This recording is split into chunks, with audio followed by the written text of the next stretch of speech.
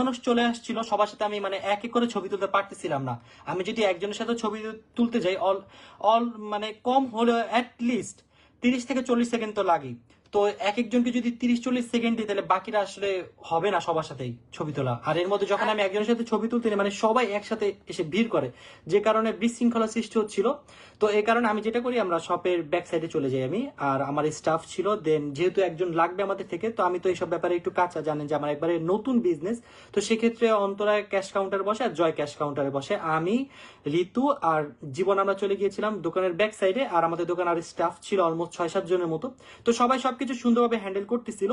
তো হঠাৎ করে একটা গ্রুপ ঢুকে যায়, যেই গ্রুপের কাজই ছিল আমাদের দোকানটা বিশৃঙ্খলা করা। তারা চাচ্ছিল যে আজকে একটা অ্যাক্সিডেন্ট ঘটাতে, যে কারণে তারা বিভিন্ন জায়গায় বিভিন্নভাবে শুরু করতেছিল। তাদের মধ্যে, গ্রুপের মধ্যে বিভিন্ন এজের মানুষ ছিল, বড় থেকে ছোট সবাই ছিল। তারা মানে অনেক রুডলি বিহেভ করতেছিল, তো যেহেতু আমি বাইরে ছিলাম তো স্পেশালি। তারা যেটা করতেছিল, ফার্স্টে এসে অন্তরার সাথে খুব খারাপ ব্যবহার করতেছিল। তারা চাচ্ছিল যাতে অন্তরার সাথে একটা সিন ক্রিয়েট হয়। তো অনেক চেষ্টার পরও যখন অন্তরা সবকিছু সুন্দরভাবে পোলাইট ভাবে কমপ্লিট করতেছিল, বাট আমি বলতেছিলাম যে আপু একটু পরে আসেন, যেহেতু এখন অনেক বেশি ক্রাউড, যে কারণ আসলে ক্রাউডের কারণে আমাদের কাস্টমাররা কোনো কিছু নিতেও পারতেছিল না, দেখতে কেউ পারতেছিল দেখতেও না। পারতেছিল না, সবাই এত কষ্ট করে আসছে, কেউ কোনো কাজ ঠিকভাবে করতে পারতেছিল না। বাট তারা কোনোভাবেই মানবে না, মানে একটা পর একটা ভুল, একটা পর মানে একটা ভুল। তাদের সাথে ছবি তুলতেই হবে, আমাদের কাস্টমাররা দেখতে পারুক না পারুক, কেনাকাটা করতে পারুক না পারুক, সেটা মানে doesn't মেইনলি matter। তারা তো শপিং করবে না, বাট যারা আসছে এত দূর থেকে তাদেরও শপিং করতে দিবে না।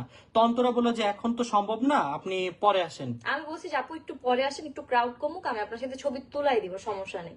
যেহেতু উনি বলতেছিল যে আসলে ওনার মেয়ে আমাদের ব্লগ দেখে, আমাদের ফ্যান, আমি আমাদের সব ফ্যানদেরকে অনেক ভালোবাসি, সবাইকে অনেক রেসপেক্ট করি। সো সেই ক্ষেত্রে আমি বলছি আপু একটু পরে আসেন, আমি তুলাই দিব, কোনো সমস্যা নেই। বাট উনি মানবেই কোনো না। মতে উনি মানবে না, ও পারে না, অন্তরের উপরে অ্যাটাক করে। আজকে ওর উপর নর্মালি অনেক অ্যাটাক হয়েছে। তো সবকিছু মিলিয়ে আমরা যখন বুঝতে পারছি যে আসলে শুধুমাত্র সেলফিটা এখানে মেন ইস্যু না, তো আরো আরো কিছু ছেলে পেলে নিয়ে আসছে, বা জানি না কিভাবে কি। তো ওই ছেলে পেলে টার্গেট ছিল যে আজকে আমাদের দোকান থেকে লুটপাট করবে, এরকম যখন আমরা বুঝতে পারি, তো আমরা মোটামুটি ট্রাই করি সবাইকে আমাদের দোকান থেকে বের করে দিয়ে শাটারটা ক্লোজ করে দেওয়ার জন্য। বাট তখন তাদের মাথাটা আরো বেশি খারাপ হয়ে যায়, যদি দোকানের বাইরে চলে যায় তাহলে লুটপাট করবে কিভাবে। তো যাই হোক, আমাদের আজকে যে ফ্যান্সরা আসছিল, অ্যাকচুয়ালি তাদের জন্য আমরা আজকে অনেক বড় একটা অ্যাক্সিডেন্ট থেকে বাঁচছি। তো তারা যেটা করে, সবাইকে নিয়ে বাইরে চলে যায়, বাইরে চলে আমাদের দোকানে শাটারটা নামাই দিয়ে। ইতিমধ্যে যমুনা থেকে লোক চলে আসে আমাদের, যেহেতু একটা সেফটি ইস্যু, দেন এত মানুষ গ্যাঞ্জাম করতেছে।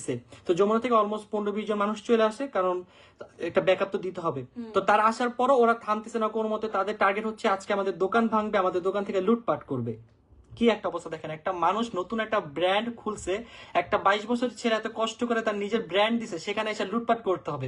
তো যাই হোক, আমাদের ফ্যান্সরা অনেক অনেক সাপোর্ট করছে আমাদের। আমাদের ফ্যান্সরা না থাকলে আজকে এই বস্তির ছেলে মেয়েগুলো আমাদের